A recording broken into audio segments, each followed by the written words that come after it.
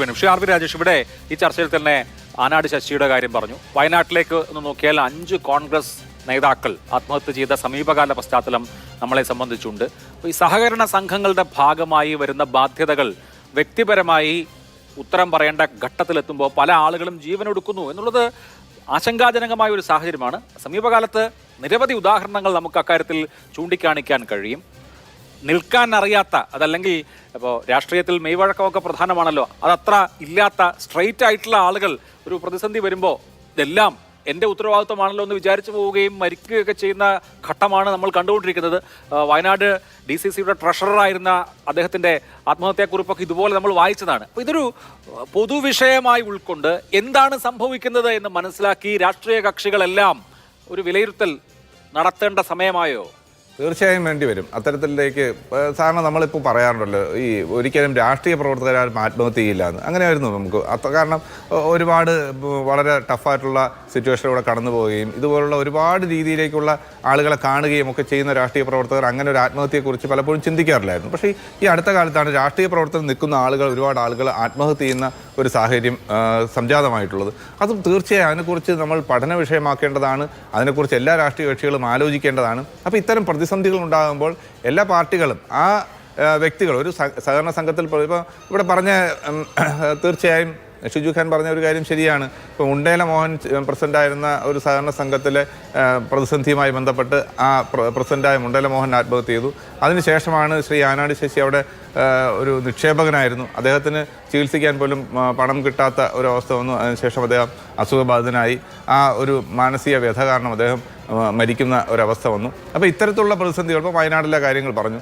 അപ്പോൾ ഇതൊക്കെ ഉണ്ടാകും. അപ്പോൾ വയനാട് അടക്കമുള്ള കാര്യങ്ങൾ വന്നപ്പോൾ അവിടെ ഒരു രാഷ്ട്രീയ ഇടപെടലുകൾ ഇപ്പോൾ കോൺഗ്രസിൻ്റെ ഭാഗത്തു നിന്നായാലും അതിനുശേഷം വിവാദമുണ്ടായി എങ്കിൽ പോലും ആ കുടുംബത്തെ സഹായിക്കാൻ വേണ്ടിയുള്ള ഒരു നടപടി കോൺഗ്രസ് എടുത്തു. അവർക്ക് ആ കുടുംബത്തിന് നീതി ലഭിക്കണം എന്നുള്ളതാണ് ഇപ്പോഴും നിൽക്കുന്നത്. അദ്ദേഹത്തിൻ്റെ മരുമകളടക്കമുള്ളവർ, ശ്രീ വിജയേട്ടൻ്റെ മരുമകളടക്കമുള്ളവർ കോൺഗ്രസ് പാർട്ടിക്കെതിരെ അതിരൂക്ഷമായ വിമർശനം ഉന്നയിച്ചപ്പോൾ ഞങ്ങളൊരു നിലപാടെടുത്തു. കോൺഗ്രസ് പാർട്ടി അദ്ദേഹത്തിൻ്റെ കടം വീട്ടും എന്നുള്ള നിലപാടെടുത്തു. അതിൽ എല്ലാം വീട്ടും. വളരെ കുറച്ച് പണം മാത്രമേ കൊടുക്കാനുള്ളൂ.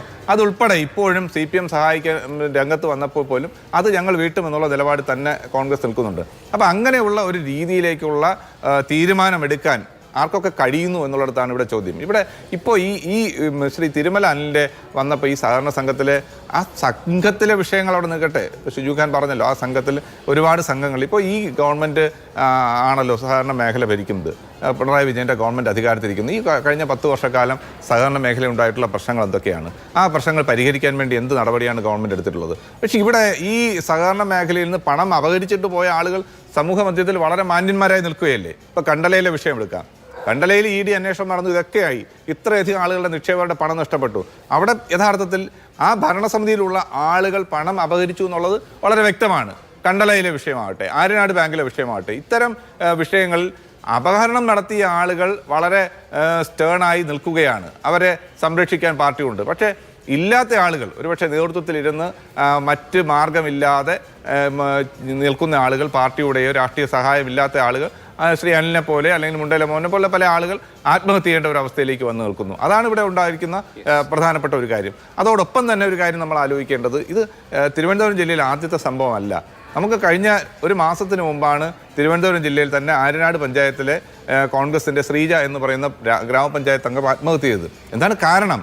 നമ്മളിപ്പോൾ ഈ മൃതദേഹത്തെ അല്ലെങ്കിൽ ഈ മരണത്തെ കൊത്തിപ്പറിക്കുന്ന ആളുകളുണ്ടല്ലോ, അതിൽ CPM ആണ് അവിടെ കാരണം. CPM ആണ് അവർക്ക് വ്യക്തിപരമായി കടമുണ്ടായിരുന്നു. ആ കടം വീട്ടാനുള്ള മാർഗ്ഗങ്ങൾ അവർ മറ്റ് ലോണുകൾ എടുത്ത് ആ വ്യക്തിപരമായ കടം വീട്ടാനുള്ള നടപടികളുമായി മുന്നോട്ട് പോയിരുന്നു ശ്രീജ എന്ന് പറയുന്ന കോട്ടയ്ക്കാവും വാർഡിലെ മെമ്പർ. പക്ഷെ അവരുടെ വീടിന് മുന്നിൽ അവരെ അപമാനിക്കുന്ന രീതിയിൽ CPM എന്ന് പറയുന്ന പാർട്ടി യോഗം വെച്ച് കോട്ടയ്ക്കകത്തെ കുറുവാ സംഘം എന്ന് പറഞ്ഞ് അവർക്കെതിരെ വ്യാപകമായി പോസ്റ്റർ ഒട്ടിച്ച് അങ്ങനെയുള്ള അത്രയധികം അവരെ മാനസികമായി പീഡിപ്പിച്ച് മരണത്തിലേക്ക് തള്ളിയിടുകയാണ് ചെയ്തത്. അവർ പിറ്റേ ദിവസം ആത്മഹത്യ ചെയ്തു. അവർ യോഗം വെച്ച് ഇത്രയധികം അവരെ കുടുംബത്തെയും അവരെയും വ്യക്തിപരമായി അധിക്ഷേപിച്ച്, എന്നിട്ട് അതിൽ എന്ത് നടപടിയെടുത്തു എന്നൂടെ കൂടി പറയണം. അവിടെ അതിന് ഉത്തരവാദിയായ ഗ്രാമപഞ്ചായത്ത് പ്രസിഡന്റ്, അവിടെയുള്ള CPMന്റെ നേതാക്കന്മാർ, അവർക്കെതിരെ ഈ മരണപ്പെട്ട പഞ്ചായത്ത് അംഗത്തിൻ്റെ ഭർത്താവ്, മകൾ മൊഴി കൊടുത്തിട്ടുണ്ട്. ആ മൊഴി പോലും രേഖപ്പെടുത്താൻ തയ്യാറായില്ല. രണ്ടാമത് FIS അത് അഡീഷണലായി ചേർത്ത് ഇവർക്കെതിരെ കേസെടുക്കുമെന്ന് പറഞ്ഞു. പക്ഷേ ഇന്ന് വരെ ഇവരെ അറസ്റ്റ് ചെയ്യുകയോ നടപടിയെടുക്കുകയോ ഒന്നും ചെയ്തിട്ടില്ല. അപ്പോൾ ഇത്തരം സംഭവങ്ങൾ ഉണ്ടാകുമ്പോൾ ഓരോ രാഷ്ട്രീയ പാർട്ടിയും കാണിക്കേണ്ട ചില മര്യാദകളുണ്ട്. ആ മര്യാദകൾ ലംഘിച്ചുകൊണ്ട് വ്യക്തിഹത്യയിലേക്ക്, അവരെ ജീവിതത്തിൽ നിന്ന് പിന്നെ ജീവിക്കാൻ കഴിയാത്ത രീതിയിലേക്ക്, സമൂഹത്തിൽ ഇറങ്ങി നിൽക്കാൻ കഴിയാത്ത രീതിയിൽ അപമാനിക്കുന്ന സ്വഭാവം ഉണ്ടാകുമ്പോൾ, അങ്ങനെയുള്ള സംഭവം ഉണ്ടാകുമ്പോൾ പലപ്പോഴും ഇത്തരം ആത്മഹത്യകൾ നടക്കുന്നു. അതിന് ഉത്തരവാദികളായ ആളുകളെ നിയമത്തിൻ്റെ മുന്നിലേക്ക് കൊണ്ടുവരാൻ ഒരു കാര്യം ഞാൻ ഇപ്പോൾ പറയാം. ഇപ്പോഴും ഈ നിമിഷം വരെ BJP എന്ന് പറയുന്ന രാഷ്ട്രീയ പ്രസ്ഥാനം ഇതിനെക്കുറിച്ചൊരു അന്വേഷണം നടത്തുമെന്ന് പറയുന്നത് എന്തുകൊണ്ടാണ് പറയാത്തത്? നമുക്കൊരു കുടുംബം, അദ്ദേഹം ഏറ്റവും പ്രധാനപ്പെട്ട എൻ്റെ കുടുംബത്തെ ഒറ്റപ്പെടുത്തരുതെന്നാണ് തിരുമല ആ ആത്മഹത്യക്കുറിപ്പിൽ പറഞ്ഞിരിക്കുന്ന ഒരു പ്രധാനപ്പെട്ട അദ്ദേഹത്തിൻ്റെ കുടുംബം. എല്ലാവർക്കും അതാണല്ലോ ഏറ്റവും പ്രധാനം. എത്ര രാഷ്ട്രീയ പ്രവർത്തനം, എത്ര സമൂഹം ഉണ്ടെങ്കിലും അവരുടെ കുടുംബം പ്രധാനപ്പെട്ടതാണ്. ആ കുടുംബത്തെ ഒറ്റപ്പെടുത്തരുത്, എൻ്റെ മക്കളെ ഒറ്റപ്പെടുത്തരുത് എന്നുള്ള ഒരു ചിന്ത അദ്ദേഹത്തിനുണ്ടായിരുന്നു. അവസാനം ആ ചിന്ത പോലും അങ്ങനെയുള്ള ഒരു കാര്യം അദ്ദേഹം പറയുമ്പോൾ ആ കുടുംബത്തിന് നീതി ലഭ്യമാകണ്ടേ? ആ കുടുംബത്തിന് തൻ്റെ പിതാവ് മകൾ അദ്ദേഹത്തിന് അന്ത്യകർമ്മം ചെയ്ത ഫോട്ടോയൊക്കെ ഇന്ന് പത്രത്തിൽ വരുന്നത് വളരെ വളരെ ഹൃദയഭേദകമായ രംഗങ്ങളാണ്. ആ മകളുടെ ഒരു മാനസികാവസ്ഥ, ഭാര്യയുടെ മാനസികാവസ്ഥ, കുടുംബാംഗങ്ങളുടെ മാനസികാവസ്ഥ അത് മനസ്സിലാക്കാൻ വേണ്ടി, ആ കുടുംബത്തിന് നീതി ലഭ്യമാക്കാൻ വേണ്ടി BJP എന്ന് പറയുന്ന രാഷ്ട്രീയ പ്രസ്ഥാനത്തിന് പ്രഥമമായ കർത്തവ്യമുണ്ടെന്നേ, പ്രഥമമായ ഉത്തരവാദിത്വമുണ്ട്. അവർ പോലും അത് ആവശ്യപ്പെടുന്നില്ല. അവർ പോലീസ് സ്റ്റേഷൻ മാർച്ച് നടത്തുന്നു. അതിന് ഒരു വിഷയത്തെ ഡൈവേർട്ട് ചെയ്ത് വിടുകയാണ്.